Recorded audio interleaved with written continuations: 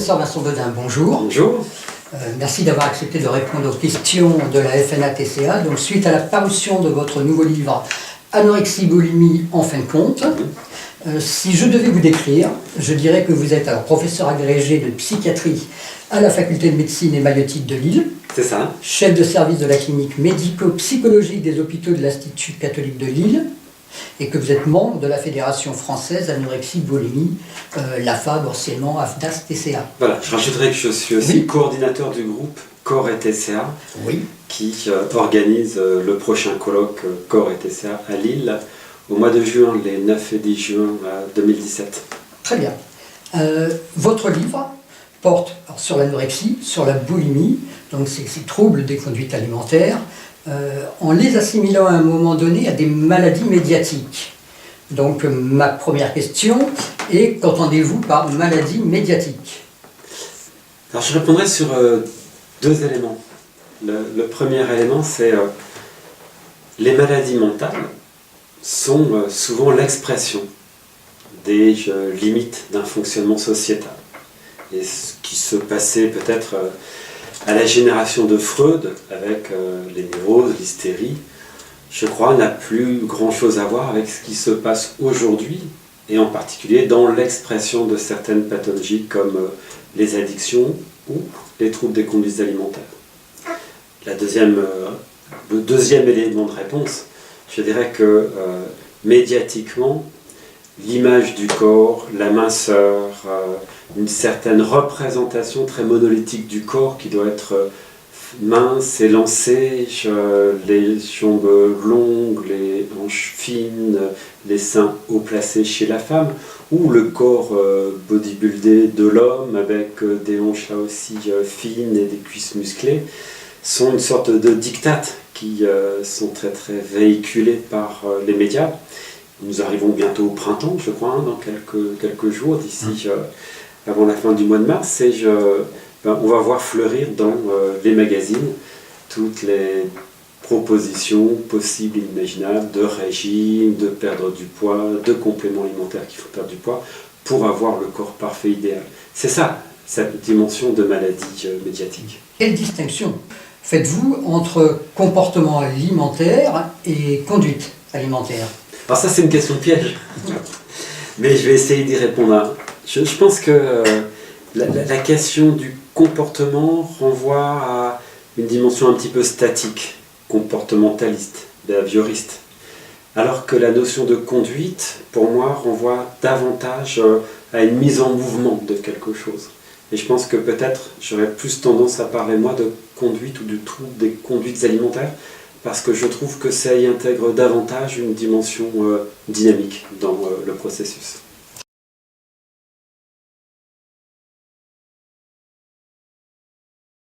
Ce temps nécessaire de la reconstruction, qui peut mener à la guérison, semble parfois inaccessible dans l'imaginaire des personnes souffrant de TCA.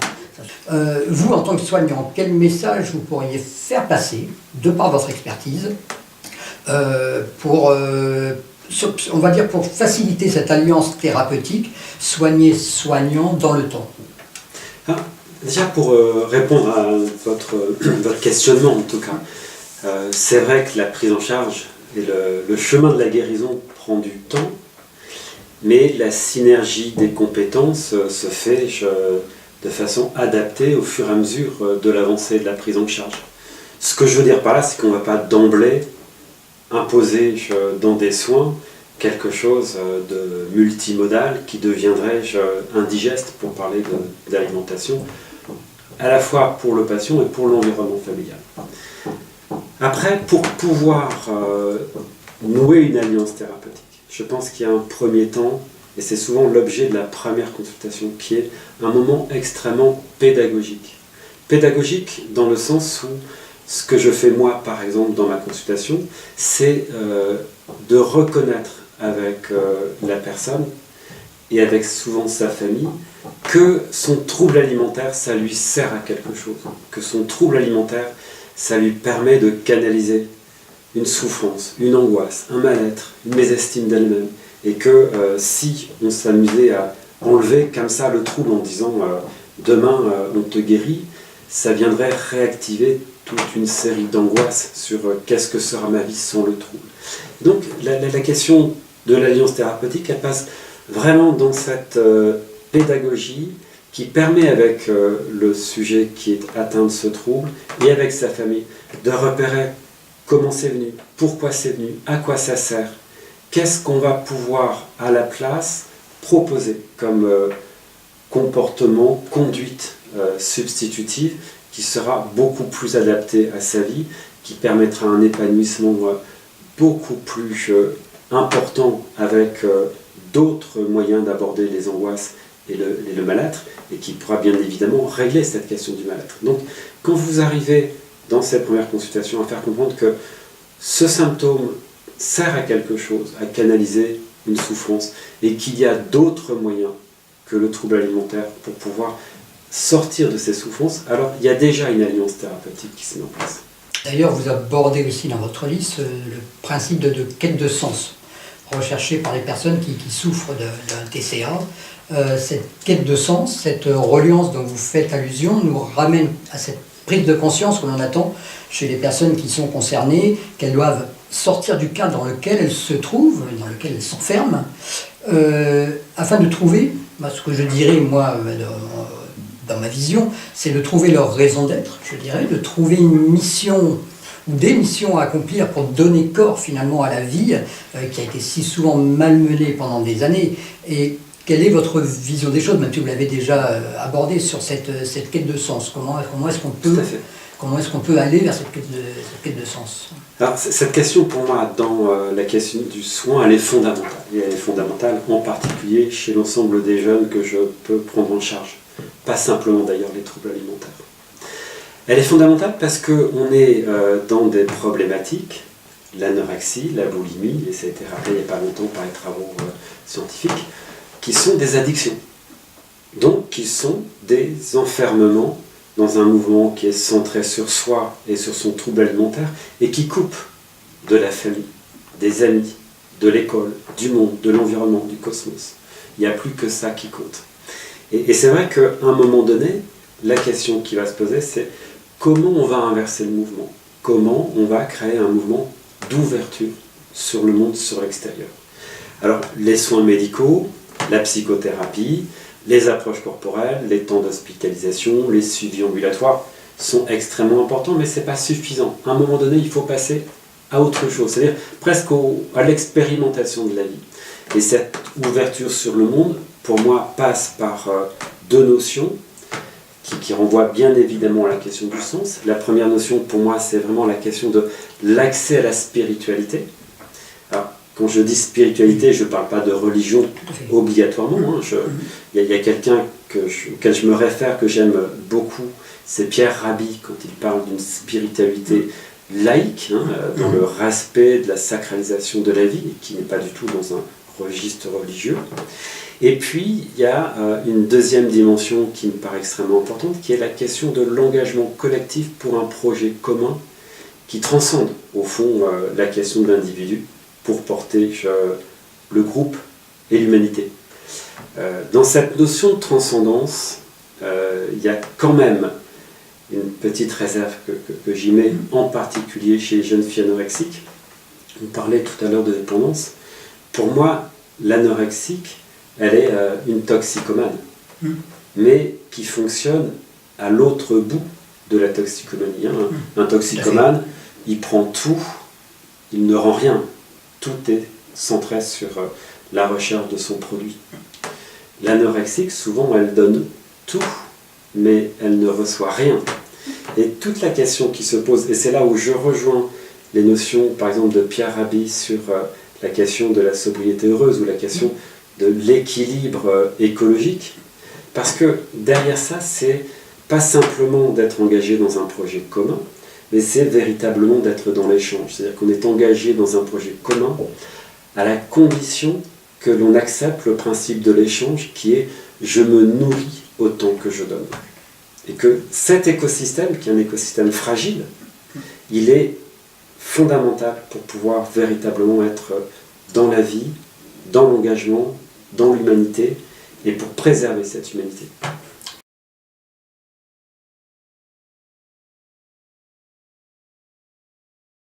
place des parents, elle passe par un accompagnement, donc, qui se traduit souvent par la mise en place d'un groupe de parole, une participation à un groupe de parole dans lequel des parents vont pouvoir échanger avec d'autres parents, mettre des mots, donc un mot TS, sur leurs mots, MAUX, et ceux de leurs enfants.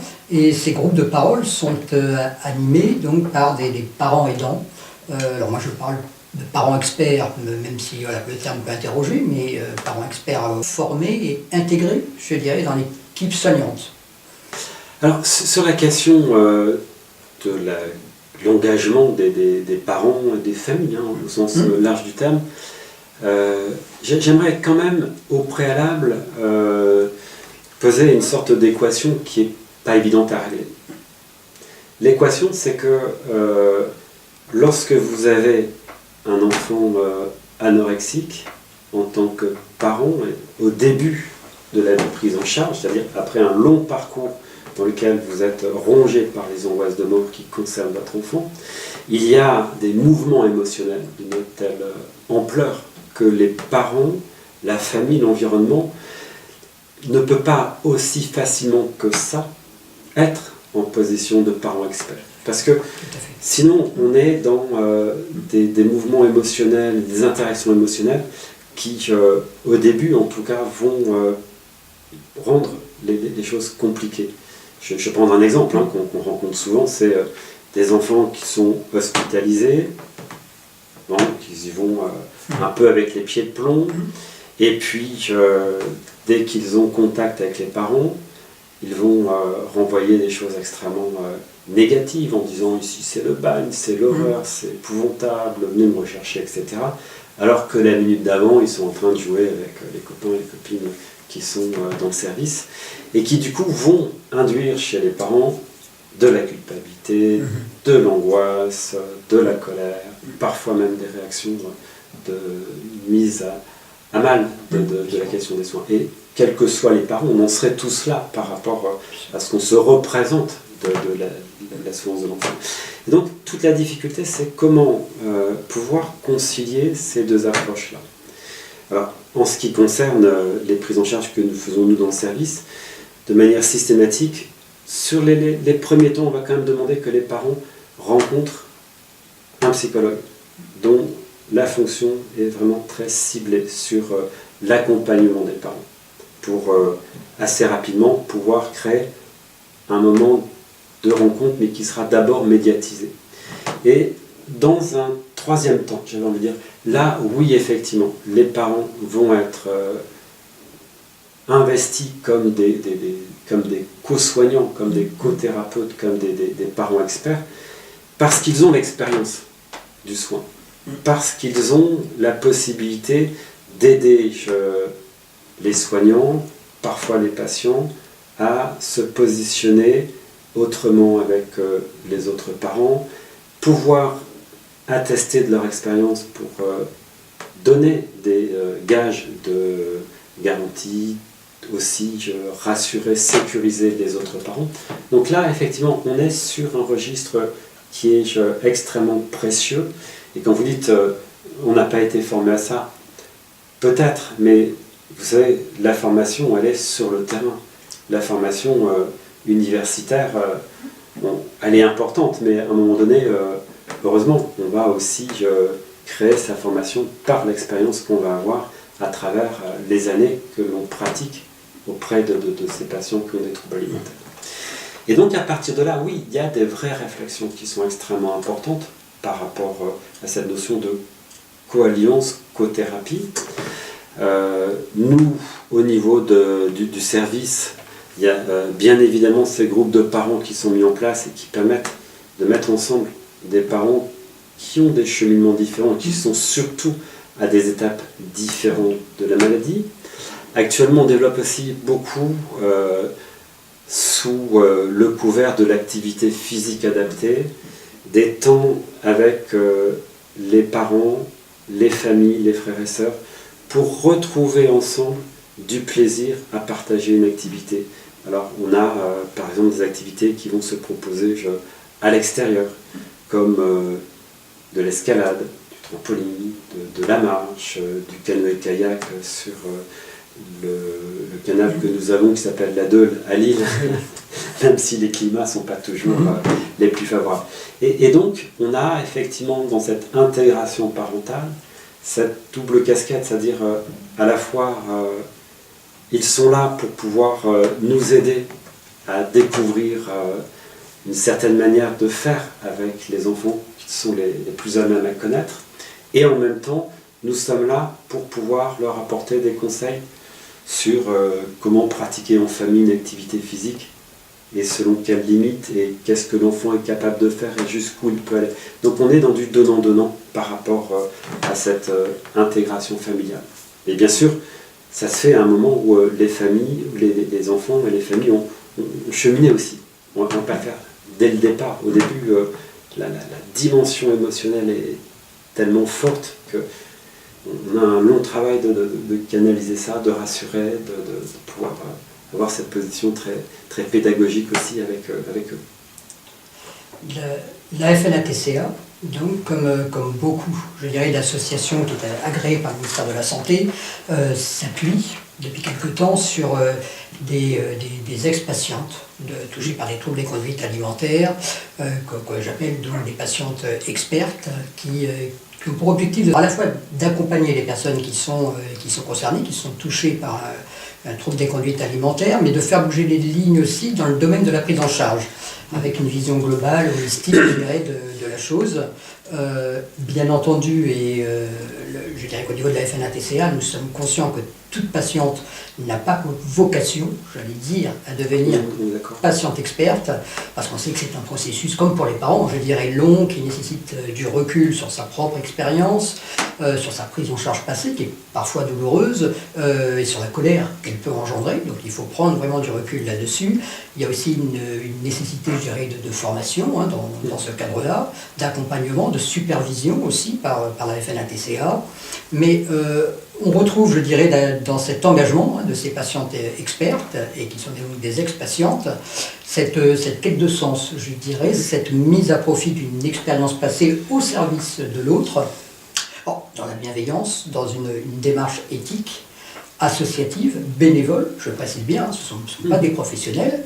Le milieu soignant a quand même été, même comme d'autres pathologies, comme dans les pathologies chroniques, assez hostile, je dirais, durant des années, à cette approche d'accompagnement vers le père aidant. Donc vous, par rapport à l'expérience dont vous disposez, est-ce que vous pensez que ce rapport à l'autre peut prendre forme? Est-ce que ça a du sens de s'appuyer sur ces personnes dans le cadre d'une relation d'aide, à partir du moment, bien sûr, où c'est cadré, au travers de ce que fait la FNATCA? Est-ce que pour vous, ça semble... Alors, la question de la résistance des soignants, elle est très importante. Et à mon niveau, depuis que je travaille dans ce métier-là, je ne mesure plus l'énergie que j'ai déployée pour faire bouger les lignes, et aussi, bien sûr, avec les patients, avec les familles, avec les environnements. C'est d'autant plus vrai qu'on est sur des troubles des conduites alimentaires qui restent très mystérieuses, que le commun des mortels a du mal à comprendre, et qui génère chez les soignants des sortes d'habitudes, c'est comme ça, et on a toujours fait comme ça, et on ne va pas faire autrement parce que ça pourrait être trop dangereux. Donc oui, la question de la résistance, elle est encore plus peut-être dans la prise en charge des troubles alimentaires, un vrai problème sur lequel il faut s'attaquer, mais bien en tête, il faut y aller. Je peux vous dire qu'il faut déployer de l'énergie pour changer les habitudes. Au-delà de ça, bien évidemment que le patient expert est un élément du dispositif de soins qui est extrêmement précieux. Et que ce patient expert, on va le retrouver dans plein de déclinaisons possibles. Une qui me vient à l'esprit, c'est assez régulièrement la demande que j'ai de mes patients, souvent à travers des groupes de parole qu'on organise, qui est mais nous on est entre nous, c'est un peu déprimant, est-ce qu'on ne pourrait pas avoir des témoignages de personnes qui sont passées par l'anorexie et la boulimie et qui vont mieux? Et effectivement, J'ai un certain nombre d'anciens patients qui viennent me solliciter en disant « Après tout le parcours que j'ai fait, et fort de l'expérience que j'ai de cette maladie, et parce que je m'en suis sorti, j'aimerais bien pouvoir intervenir, témoigner, leur expliquer. » La deuxième peut-être approche, et alors là je vais sans doute faire bondir mes collègues, mais tant pis, je prends le risque. J'ai dans les patients que j'ai suivis, que je suis encore, beaucoup de personnes qui s'orientent vers des études de psychologie, de thérapeutes, peut-être de soins aussi alternatifs. Et ma position, quand les gens sont suffisamment solides, ne dysfonctionnent pas, enfin, quand ça ne risque pas d'avoir des conséquences délétères sur la personne, le patient ou la relation avec le patient, je suis porteur de ça. C'est-à-dire que très souvent je dis, mais parce que vous êtes passé par là, vous avez plus qu'un autre toutes les connaissances de votre expérience. Alors, oui, je pense que c'est une bonne idée à partir du moment où vous êtes en capacité de pouvoir mettre un peu de distance par rapport à l'emprise affective que vous pouvez renvoyer les patients que vous allez côtoyer. On est sur des choses difficiles, vous le savez. Donc, si vous arrivez à pouvoir mettre un peu un filtre, vous préserver pour ne pas être complètement envahi par la problématique et la souffrance de l'autre, alors oui, allez-y. Et j'ai un certain nombre de professionnels avec qui je travaille aujourd'hui dans ce sens-là. Il y a tout ce qui va concerner effectivement les associations qui dépendent de la FNATCA, qui jouent un rôle extrêmement important. Sur l'île, je pense à Charlotte Ensemble, c'est tout, avec lesquels on a des liens, une collaboration, où ils font un super boulot, j'allais dire, en parallèle et même c'est un peu en marge, mais en lien avec les soignants.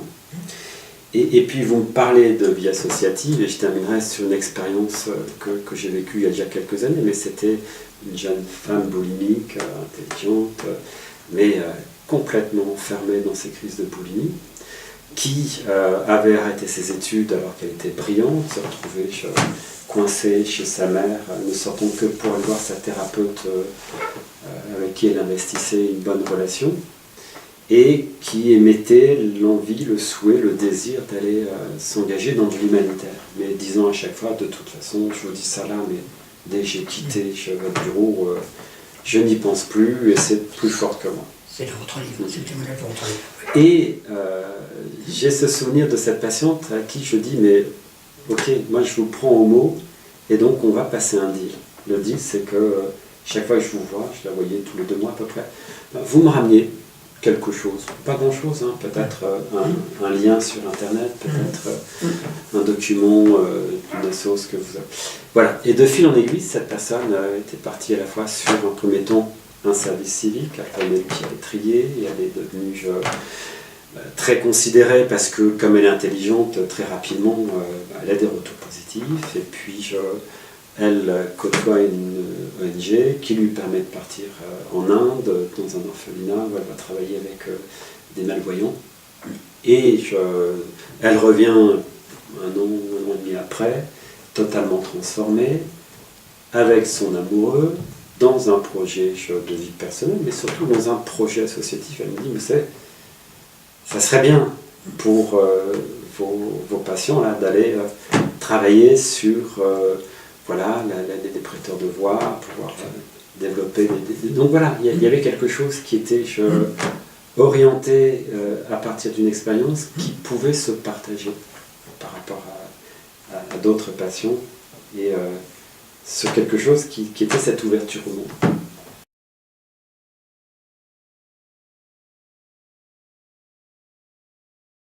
On constate qu'il y a un brusque intérêt des médias pour les troubles des conduites alimentaires, plus précisément l'anorexie. Et cette curiosité médiatique, face à un enjeu majeur de santé publique aujourd'hui,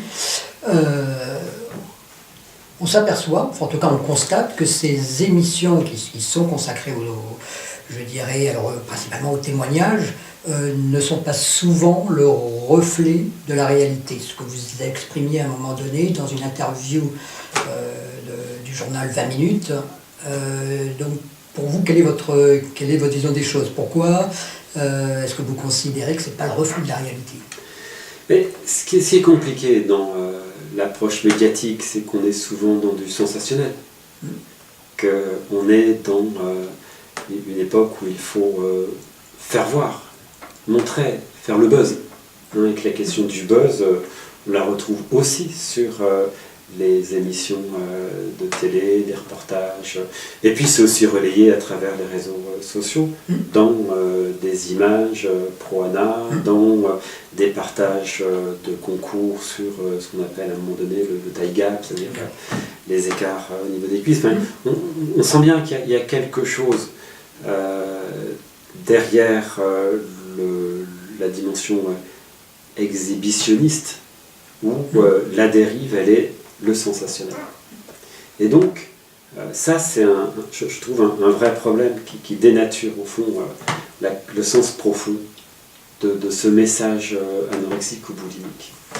Et puis, on est dans une époque qui se veut une époque de l'instantanéité, de l'efficacité, de la rapidité.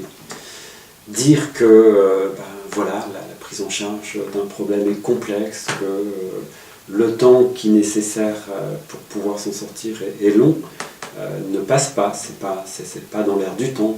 On va dire, on va parler de thérapie brève, on va parler de techniques d'hypnose, ou on va parler de MDR, qui sont de bonnes techniques, hein, c'est pas la question, mais on sait bien, nous professionnels, que c'est pas ça seul qui règle le problème, que c'est quelque chose de plus complexe.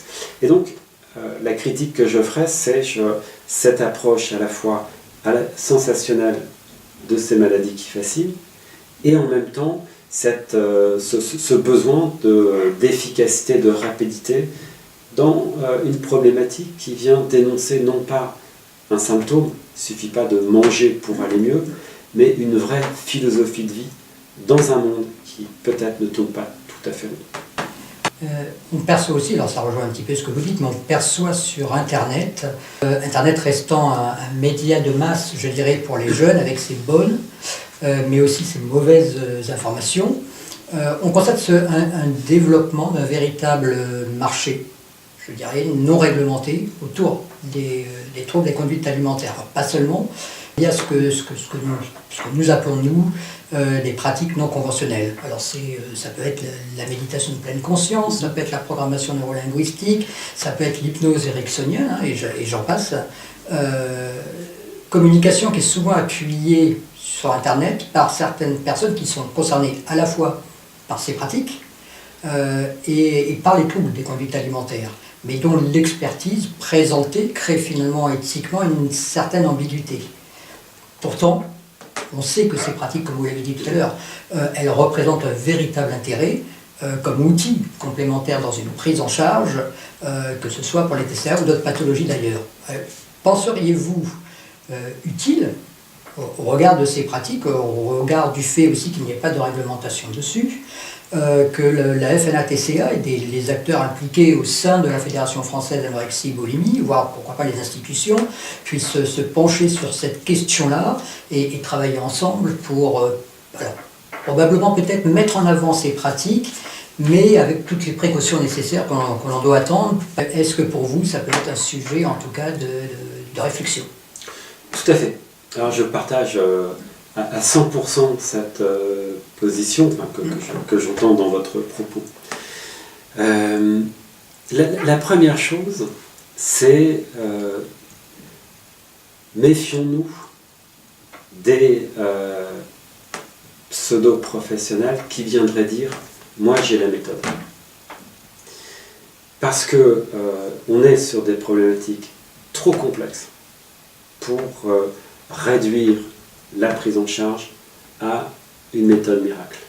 Ça veut dire quoi? Ça veut juste dire que travailler sur des approches corporelles, travailler sur de la méditation, travailler sur de l'hypnose, travailler sur de l'EMDR, travailler sur d'autres approches à médiation sensorielle, est extrêmement précieux dans l'accompagnement, la prise en charge de ces patients, à la condition que ce soit adossé à un programme de soins cohérent qui vienne prendre en compte les autres aspects du problème. L'aspect médical et nutritionnel, l'aspect de la psychothérapie, l'aspect familial et l'aspect donc bien évidemment corporel. Donc cette question pour moi, elle a déjà une sorte de cadre. Ça n'a pas de sens, et je pense que c'est à dénoncer des pratiques qui seraient presque des pratiques sectaires venant exclure le patient d'un dispositif de prise en charge plus global. Et je pense que effectivement la FNA-TCA aurait, et là déjà d'ailleurs, parce que sur certaines associations je le vois, un rôle fondamental pour pouvoir mettre un cadre sur ces approches et avoir un regard sur le bien fondé de ces approches. Après, il y a une autre dimension. Vous parlez effectivement des techniques qui sont proposées sur des approches, par exemple la médiation sensorielle ou corporelle. Moi, je vois aussi ce qui se véhicule sur Internet à partir des sites marchands sur tous les produits qui font maigrir. Et là, je me dis, on est sur un autre marché, sans doute beaucoup plus complexe à contrôler, parce que ça, c'est pas ni vous, ni les professionnels qui vont le prescrire ou le conseiller. Et là, on est très proche d'un phénomène sociétal aujourd'hui qu'on appelle les NPS, les nouveaux produits de synthèse, qui sont ces produits, ces drogues produites par des laboratoires aux quatre coins de la planète, qui peuvent s'écouler sur la toile pendant un certain temps sans qu'il y ait de conséquences judiciaires, juste parce qu'ils ne sont pas sur la liste des stupéfiants ou la liste des médicaments nocifs. Et je pense que sur tous ces produits qui sortent, qu'on voit sur Internet, il suffit d'ouvrir une page et on a la pub qui arrive pour le régime, pour le ventre plat, pour des choses qui, à mon avis, sont quand même très proches sur le plan de l'éthique de ces NPS, de ces nouveaux produits de synthèse qui sont quand même de vraies drogues dont le seul objectif il est complètement mercantile avec des effets désastreux pour la population. D'ailleurs, ça renvoie à une question qui me paraît aussi fondamentale, qui est toute simple. La question des régimes qui sont conseillés à l'adolescent sur une période de grande mutation adolescente où bien évidemment que ces changements rapides du corps renvoient à un moment difficile d'adaptation, leur proposer des solutions qui seraient faites régime et vous vous sentirez mieux dans votre corps, c'est la porte d'entrée quand même à toutes les questions, tous les problèmes d'anorexie, de boulimie et surtout de dérégulation fondamentale, profonde de l'horloge biologique qui régule nos sensations de faim, de satiété et qui conduisent à des catastrophes alimentaires, de l'anorexie à la boulimie, en passant par l'obésité. Pour terminer, je dirais, en fin de compte, donc, pour l'avoir lu, c'est finalement, pour moi en tout cas, une analyse fine, humaine, bienveillante de ce que peut être l'approche, je dirais, thérapeutique de l'anorexie et de la boulimie. C'est un livre narratif, rédigé par un soignant, qui parle aux personnes souffrant de TCA, aux proches, aux professionnels de santé, et même, je dirais, très utile pour le grand public, et qui, malgré la complexité du thème abordé, apporte de l'espoir, finalement, pour les années à venir. C'est ce que je dirais, moi, un hymne à l'ouverture vers l'autre, pour l'autre. Alors, pour vous, après 25 ans d'un engagement sans faille, pour le prendre soin des personnes anorexiques et boulimiques, quelles leçons tirez-vous en quelques mots de votre relation soignante avec ces personnes souffrant de TCA? Je ne sais pas, je dirais pas 25 ans oui. d'activité d'investissement sans faille. Ce que je dirais, c'est que ces patients, ces usagers,